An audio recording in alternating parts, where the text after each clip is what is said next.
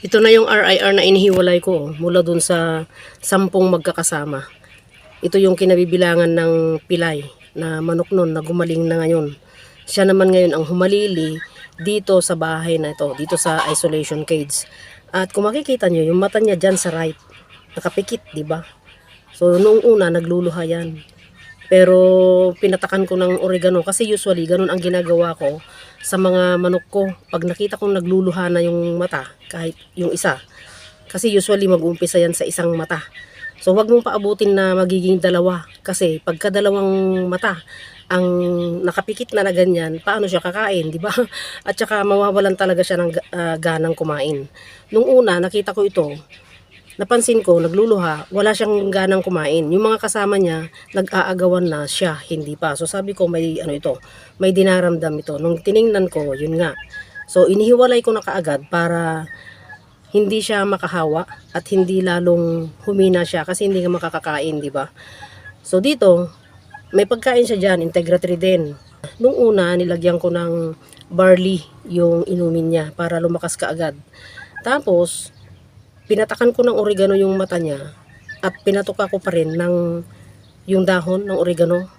So gusto niya, nauubos niya yung isang dahon. Tapos, sunod, ganun pa rin. Pero dahil naubos niya yung nilagay kong barley grass, yung doon dyan sa inumin niya, pinalitan ko na ng oregano yung inumin niya. At ngayon, guava leaves naman yung nandyan, pinalitan ko.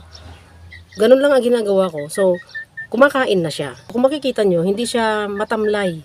Medyo nag-improve na siya. Although yung mata niya, nakapikit pa rin. Pero usually, pagka may manok akong mga ganyan, na naaagad ko, in a week, bumubuka na yung mata nila. Kasi pinapatakan ko araw-araw yung mata niya ng oregano. Sineshare ko lang yung experience ko dyan sa mga sa nagluluhang mata. Kasi mag-uumpisang sipon yun pagka ganon. Inaagad ko ng oregano at umuokay naman siya. At saka pinapatakan ko yung tuka niya mismo para diretso na naiinom niya yung katas ng oregano. Mas mabilis pagka ganon. Tsaka kahit yung may nag-uumpisang bulutong, yung di ba makikita mo may parang gadil in Ilocano.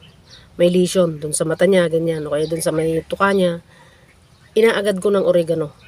So effective yung oregano naman talaga. Basta agarin mo. Huwag mong paabutin na hindi maganda na yung sitwasyon ng manok mo tsaka mo bibigyan ng oregano. So ayan, tutulugan na niya ako kaya hanggang dito na lang muna. At sana huwag kalimutang mag-like, mag-subscribe at pakihit ang notification bell para sa susunod na mga videos ay ma-notify kayo. At salamat sa lahat mga sharer. Dun sa super thanks kung gusto niyo magbigay, thank you ng marami. At salamat sa lahat ng mga subscriber, both old and new. Yung mga hindi nag-skip ng ads, salamat, malaking tulong yon sa channel ko. Yung mga hindi pa nakaka-subscribe, sana mag-subscribe na kayo. Thank you sa inyong lahat. Sana pagpalain tayong lahat araw-araw at panatilihing masaya, masigla at malusog ang ating mga alagang manok.